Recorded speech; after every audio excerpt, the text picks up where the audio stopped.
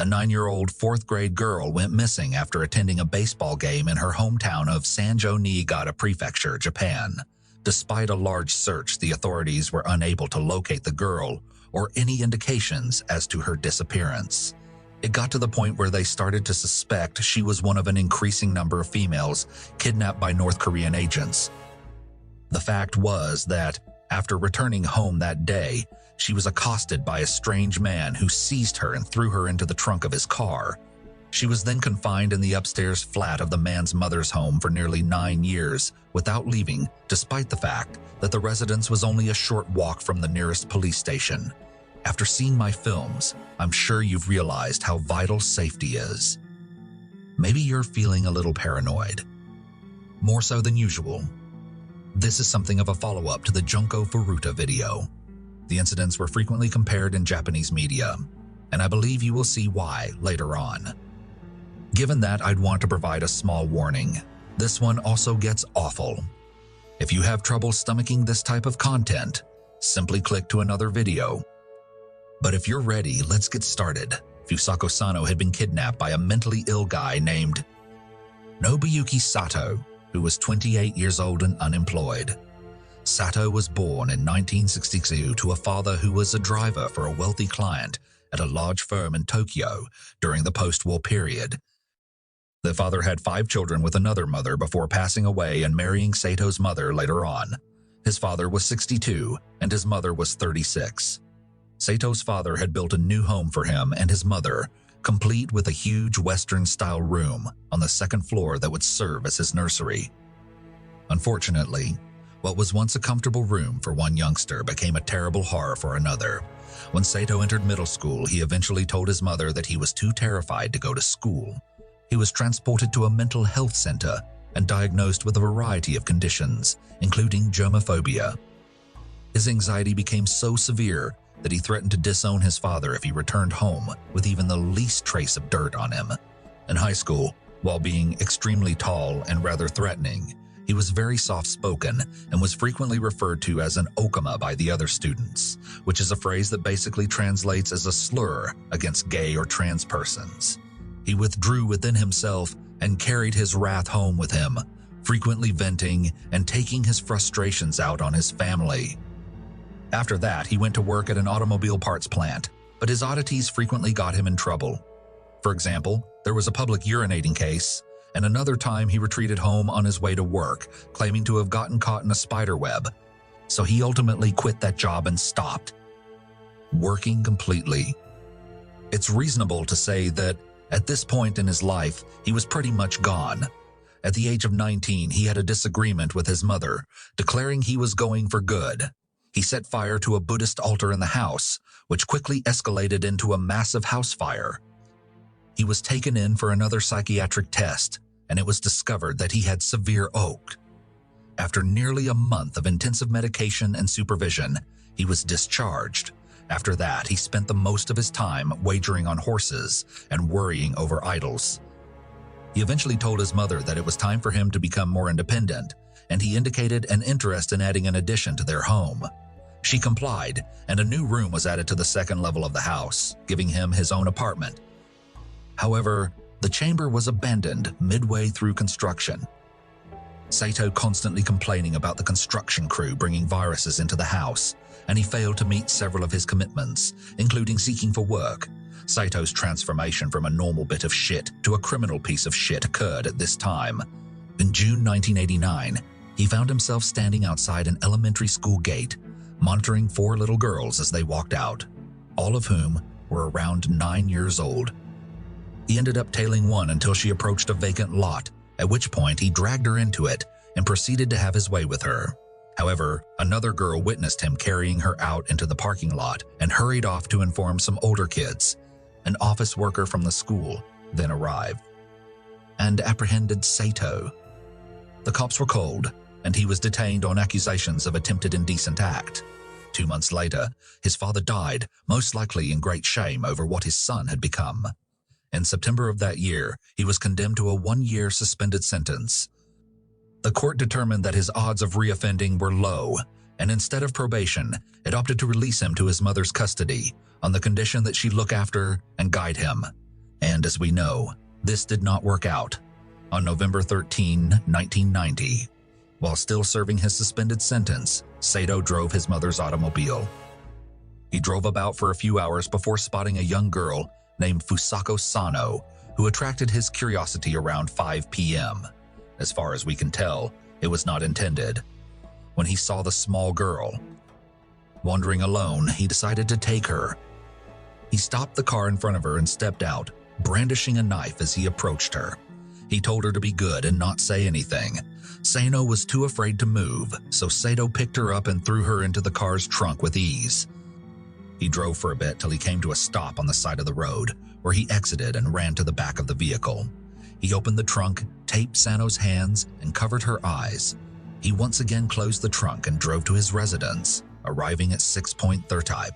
To avoid being noticed by his mother while carrying a 9-year-old into the house, he chose to enter through an entrance to the unfinished expansion. Then he returned to the front door by himself and entered the house as if nothing unusual had occurred. He went up to Sano, locked her in the old nursery, and took off her blindfold.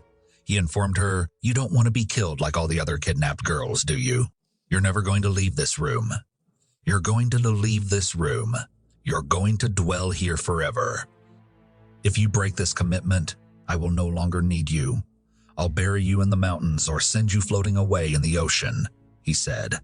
From now on, her captivity would last for years and years. When Sano did not return home that night, her mother went to a police precinct and urged them to look for her. A search party of police officers and school volunteers gathered, numbering up to 200 persons, and headed out to find any clues as to her whereabouts. They looked everywhere, from unoccupied houses to shipping containers, and even used helicopter views to look for the girl.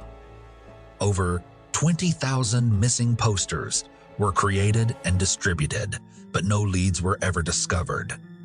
Throughout Sano's detention, Sato made repeated threats. He frequently swung his knife around her, wounding her dozens of times. Initially, he would bound her so firmly that she could not move when he went to bed for the night. Her legs had been tightly chained together for more than a year. Sato kept the layout of the home a secret from her, making escape even more difficult. When he left the room, he would blindfold her or tie her up and place her under a cover on the bed. After a year or two, Sato became more harsh in his treatment of Sano.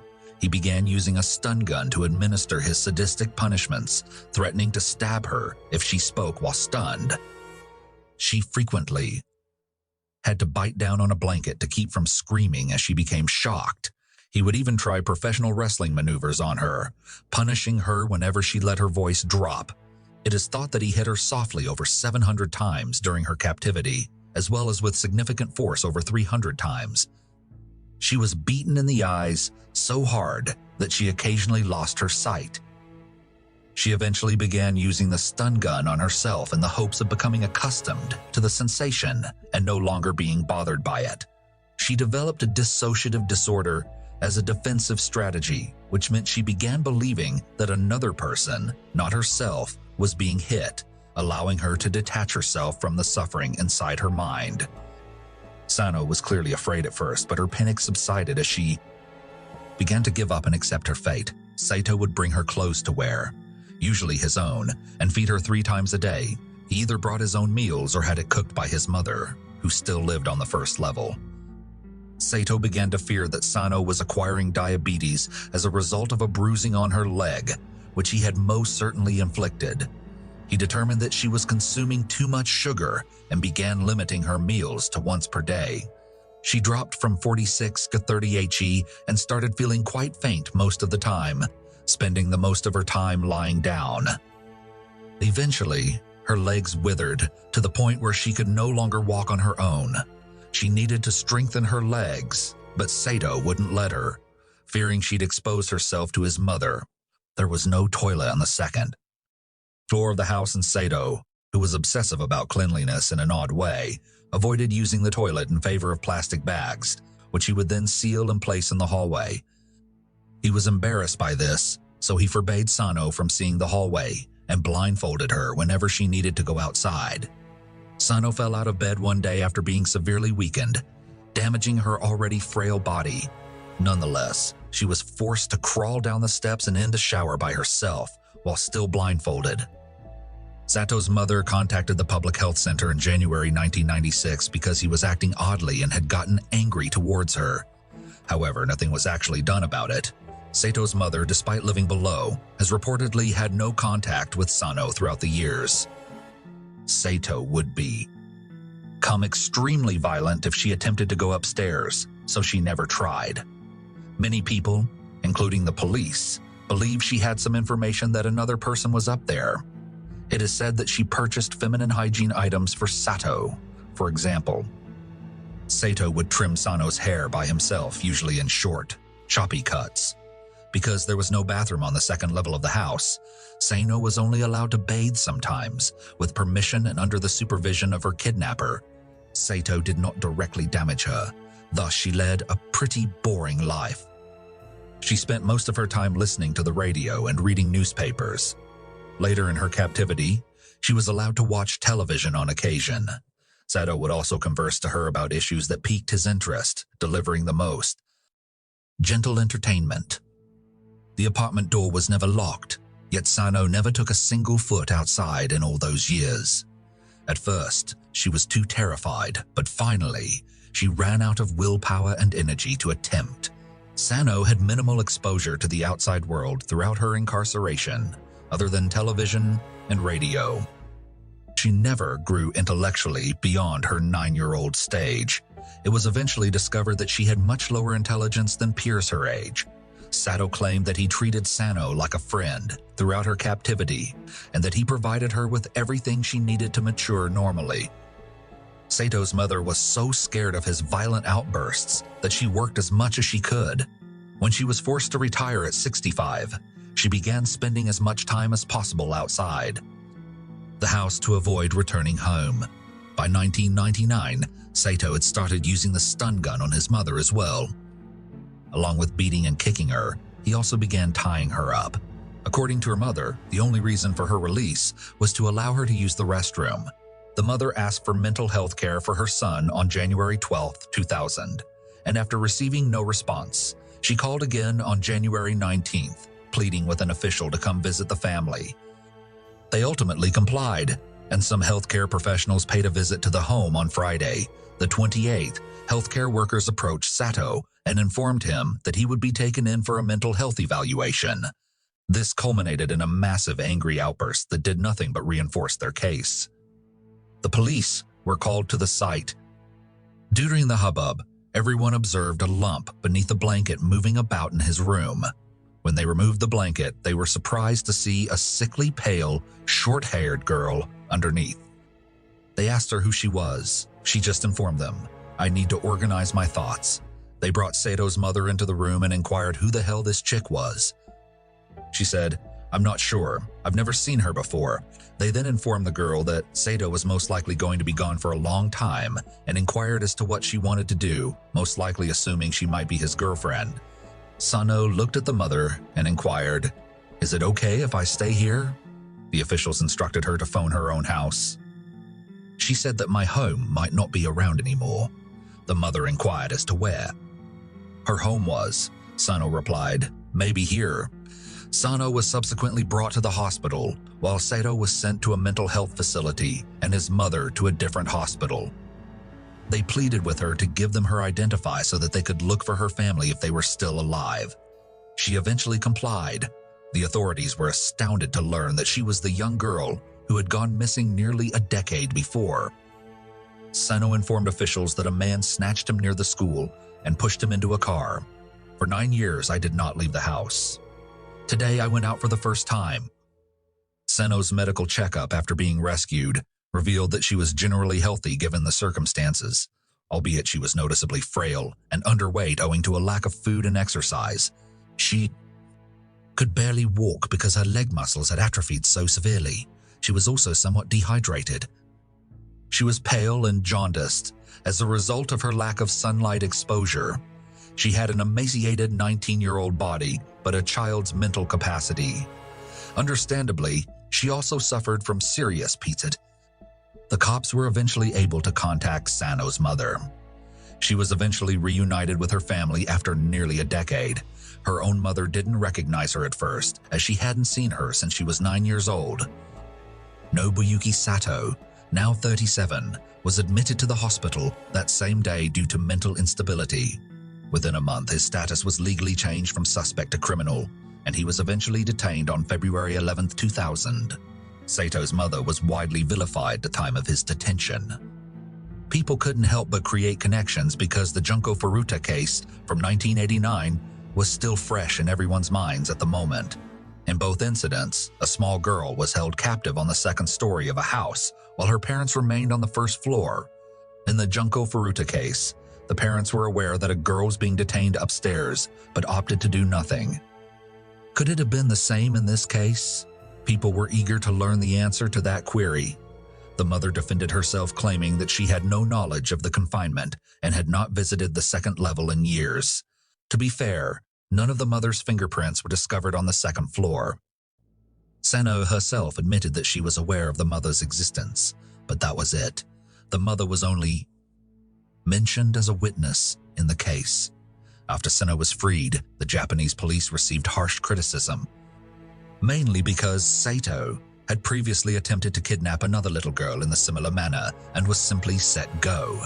And strangely enough, his name had vanished from their internal list of criminals. Thus, he was never considered a suspect in Sano's disappearance in the beginning, despite fitting the bill exactly and being in that exact location. When Sano was rescued, the Niigata Prefectural Police Chief, Koji Kobayashi, did not even visit the police station to follow up on the inquiry. Instead, he spent the night playing mahjong with the chief of the Provincial Police Bureau. After knowledge of this spread, coupled with a series of errors made by the police in the following weeks, Kobayashi publicly resigned from his job on February 26th of that year. The head of the Regional Police Bureau also resigned a few days later. On the 29th, the media began circulating images of Sano and her family, which the police regarded a human rights violation and heavily denounced.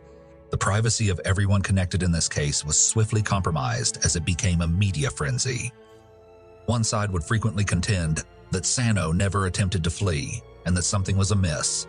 The other side contended that she was sure that if she tried to flee, she would be killed, thus, she would not try. It's very sick that this started as an argument.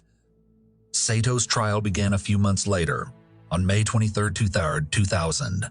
The prosecutors danced on eggshells throughout the case, hoping not to jeopardize Sano's already delicate mental state. Sato claimed insanity, and several psychiatrists conducted tests to determine whether this was genuinely the case. They determined that he was mentally fit to face his allegations, and he ultimately admitted to them. Sato faced up to 10 years in prison, the maximum penalty for abduction. Ironically, not much longer than he had kept Sano hostage. Prosecutors, like almost everyone else, thought the sentence was rather moderate considering the circumstances. To bolster the punishment, they began adding every minor offense they could think of. Sato was also charged with shoplifting women's underwear once. Really, anything to bring the year total up. Sato, now 40, was eventually found guilty. He was sentenced to 14 years in prison for a variety of counts, including kidnapping, detention, and stealing. His defense filed an appeal on January 24, 2002, and the trial was eventually moved to the Tokyo High Court. Unfortunately, on December 10th, the High Court decided to decrease Sato's sentence to 11 years. They argued that the district court's ruling was technically incorrect. It ordered that his charges should be dealt with individually rather than collectively. As a result, he would serve a maximum of 10 years for the kidnapping accusation, plus 1 year for stealing. Sato was then transported to Chiba prison, which, unsurprisingly, is located in Chiba Prefecture. Sano's father eventually broke his silence and issued a statement following the High Court verdict, stating that regardless of what they decided, his family was left with only hatred and remorse.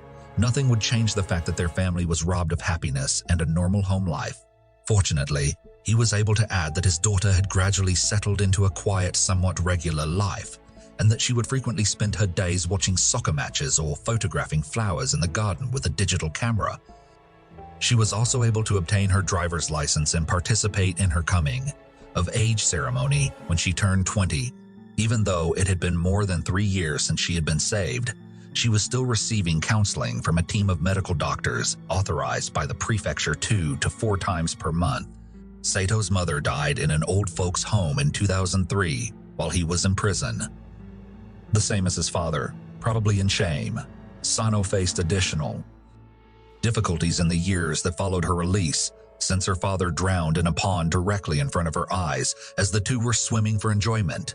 She was understandably distraught, but the two were able to rejoin for a short period. Because of the controversy surrounding this case, the sentence for criminal imprisonment was extended from 10 to 15 years. Sato was finally released from prison in April 2015. He elected not to return to Niigata, instead remaining in Chiba, where he was imprisoned. He lived alone in a modest apartment, relying primarily on disability benefits. 2 years later, in 2017, it was discovered that Sato did not show up for work one day. Police arrived to his home and discovered him dead, alone in his small flat in Chiba City. He was in his mid-50s. When this occurred, an autopsy was performed. However, the reason of his death was not determined. Fusako Sano attempted to resume her normal life. Her physical health improved significantly, and she could finally walk around normally. She helps her family in their rice farm in the countryside. She struggles to socialize because of her underdeveloped social development. She has few friends and often spends her time alone, but she keeps busy with her photography hobby and her passion of soccer, and she attends games on a regular basis. Her family has refused to speak on the event. Thank you again for watching my video. This is clearly one of the darker ones, especially given the Junko Furuta case. Yes, that will happen. If you found it interesting, please leave a like. It helps it get noticed by others, and you can subscribe to see more articles like this.